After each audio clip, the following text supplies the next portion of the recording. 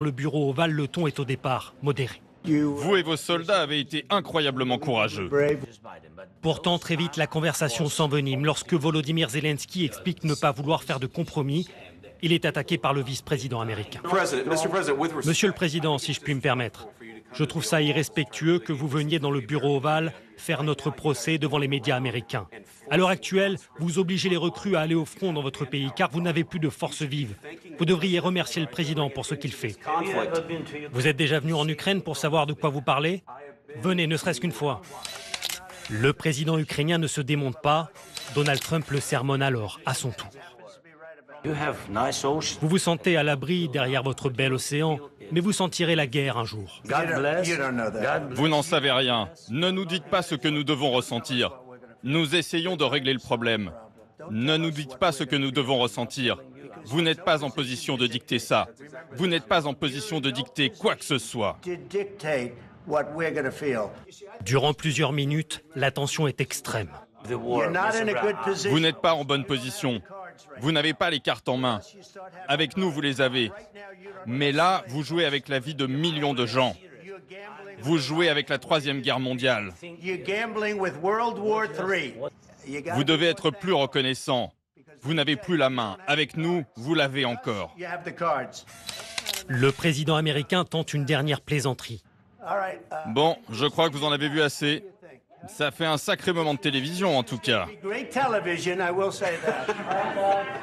La rupture en direct entre l'Ukraine et le pays qui jusqu'ici était son principal allié. Et en direct de Washington, on retrouve Franck Genozo. Bonsoir Franck. Ce à quoi on vient d'assister, c'est tout simplement du jamais vu.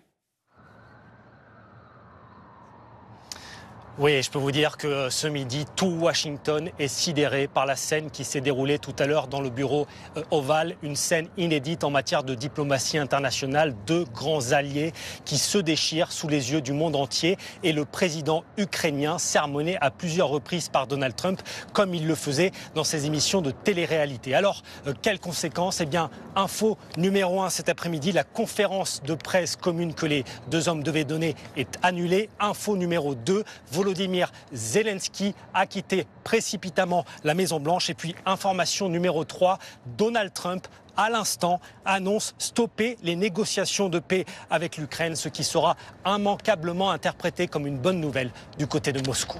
Merci beaucoup Franck Genozo en direct de Washington. Et de Washington, on va partir à Kiev. À présent, retrouver Anaïs Anquet. Bonsoir Anaïs. Comment réagissent les Ukrainiens ce soir après cet échange extrêmement tendu entre Donald Trump et leur président ? Eh bien, pour tout vous dire, nous étions entourés d'Ukrainiens lorsque la conversation entre Donald Trump et Volodymyr Zelensky a été diffusée à la télévision et nous avons vu les visages se décomposer. Une jeune Ukrainienne est venue vers nous, les larmes aux yeux, pour nous confier être totalement sidérée, mais malgré tout, eh bien, elle a encouragé son président, car selon elle, eh bien, Volodymyr Zelensky n'aurait pas pu réagir autrement face aux attaques américaines. Mais désormais, eh bien, c'est la peur et l'angoisse qui planent sur tout le pays. Les habitants qui se posent cette question: que va-t-il se passer dans les prochaines heures, dans les prochains jours, si les États-Unis décident de réellement tourner le dos à l'Ukraine? Merci beaucoup Anaïs Anquet en direct de Kiev ce soir. Et réaction il y a quelques minutes d'Emmanuel Macron depuis le Portugal. Le chef de l'État français apporte son soutien, vous allez l'entendre, au président Zelensky. Il y a un agresseur qui est la Russie. Il y a un peuple agressé qui est l'Ukraine. Je pense que nous avons tous eu raison d'aider l'Ukraine et de sanctionner la Russie il y a 3 ans et de continuer à le faire. Et quand je dis nous, ce sont les États-Unis d'Amérique, les Européens, les Canadiens, les Japonais et plusieurs autres.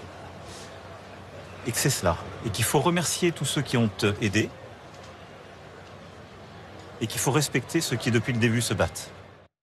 Voilà donc pour cette réaction d'Emmanuel Macron. On en vient à l'actualité en France. Il est un peu plus de 23 heures sur l'île de la Réunion et la nuit va être longue. La vigilance est maintenue jusqu'à demain matin. La population doit rester confinée. Le cyclone Garance a marqué les habitants pourtant habitués aux événements climatiques par sa violence. Le bilan est ce soir de 3 morts et 5 blessés. Odile Longval et Nathan Acloc.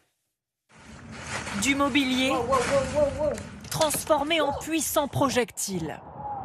Projeté à toute vitesse par un cyclone d'une rare